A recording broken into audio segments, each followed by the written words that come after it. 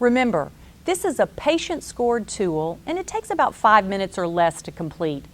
You know, for all of us, time is a precious commodity, so this is great news that it doesn't take up a lot of our time. This is something a patient can fill out prior to being seen by their clinician. In fact, they can fill it out in the waiting room.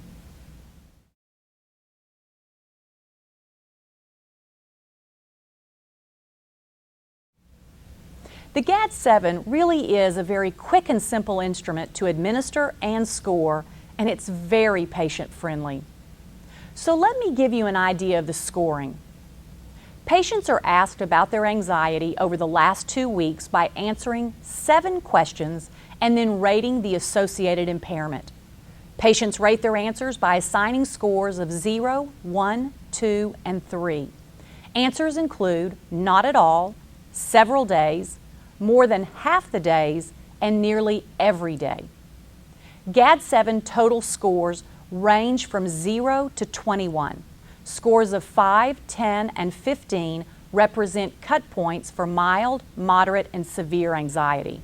A score of 10 or more is the recommended cut point when screening for an anxiety disorder and will alert the clinician that further evaluation is required. I think it's fair to say that a score of 10 or more is a probable diagnosis of GAD.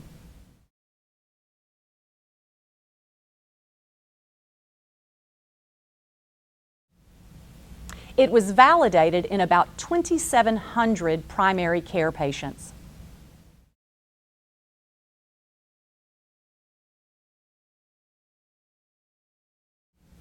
There are a number of different scales and screeners for anxiety, including the Beck Anxiety Inventory and the Hamilton Anxiety Scale.